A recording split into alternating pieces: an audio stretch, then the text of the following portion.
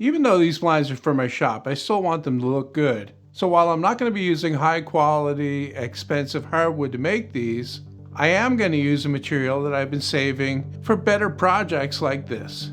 And believe it or not, these are actually 2x4s that were salvaged from my house. And what makes these so good is that they're, first of all, old and very stable and well seasoned. And also the wood was cut from larger trees, so the growth rings are very tight together. I cut out the stiles first, and those are the vertical members of the frame. And because this vintage 2x4 stock is actually larger than the standard stuff is these days, I was able to get 4 stiles out of one piece.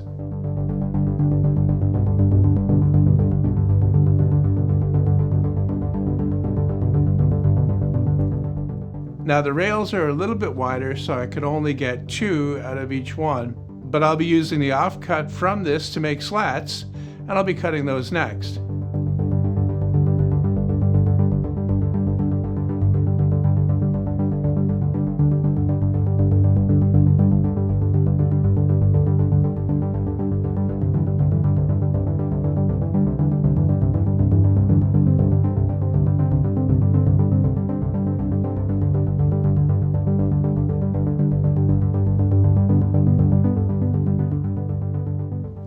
Now each shutter only has 2 stiles and 2 rails, but they have a lot of slats, so there's a lot of cutting, especially when you have more than one to make like I do here.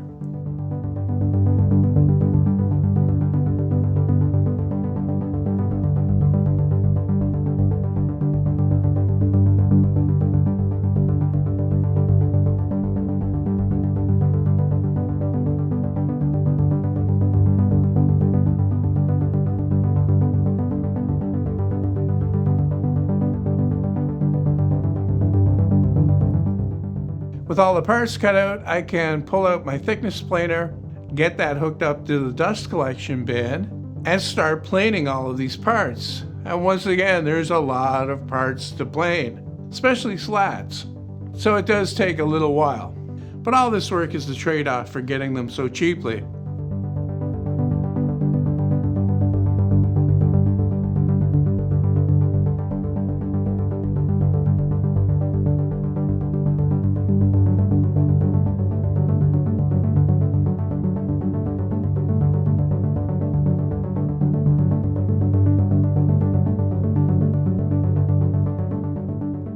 Next, I can move over to the router table, and the first thing I need to do is change out the bit, because the next step is to round over these slats on the edge, and I'm only doing one side on each edge, and they're opposite of each other, and that kind of gives it a wing shape, I guess you could say. All I know is that it looks better when you put it together if the slats are rounded over like this.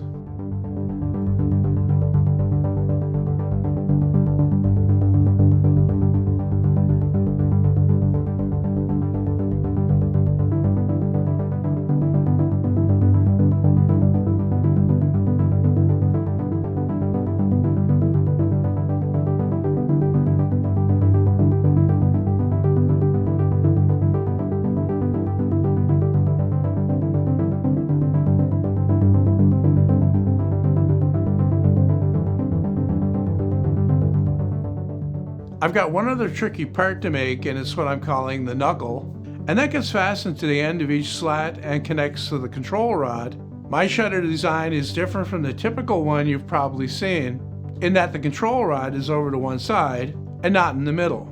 Anyway, making this knuckle is probably the most tedious part of this process. Now, this is something where either a CNC machine or even one of those 3D printers would be really handy, because I need one of these for each slat, and they have to be fairly precisely made. And as you can see, they're pretty small.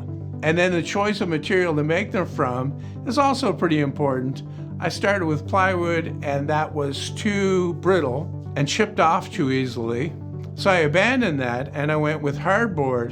And hardboard is very much like MDF, except a little bit harder.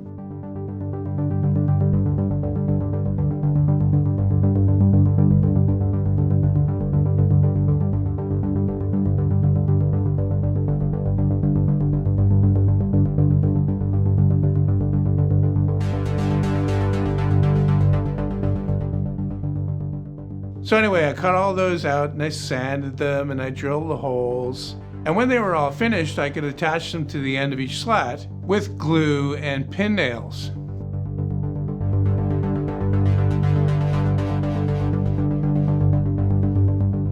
And of course, after doing all that, I needed to take a break and let the glue dry. So the next day I set up the drill press to drill the holes in each end for the pins that allow them to swivel or pivot. Finally, with that done, I can move on to some actual assembly. I'm going to start by laying out the slat locations on the stiles, and I cut a block of wood as a spacer to do this quickly. And then I can bring that over to the drill press and drill out all of those holes as well. To put the frame together, I fasten the stile to the top and bottom rail using glue and screws, and then I could put the slats in, getting the pins put in on that side. And then to put the other stile on, I slid the pins in part of the way and made sure everything lined up, and then I could push it together and fasten the top and bottom. The shutter is assembled now, but I still have to attach the control rod, and to do that I'm going to mark the holes for each knuckle. I'm using the end of a drill bit that's been sharpened to a point to mark that, and then I'll bring it over to the drill press and I'll drill the holes. And then after that it can be screwed to the knuckles one screw at a time. What I do is I drive them all the way in and then I back them off a little bit so that the control rod is free to move.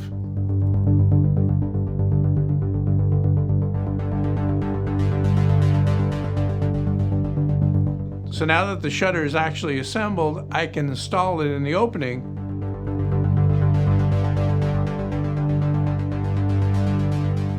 And then the only thing left to do is to put in a couple of stops, and they're ready to go. And I think they look pretty good.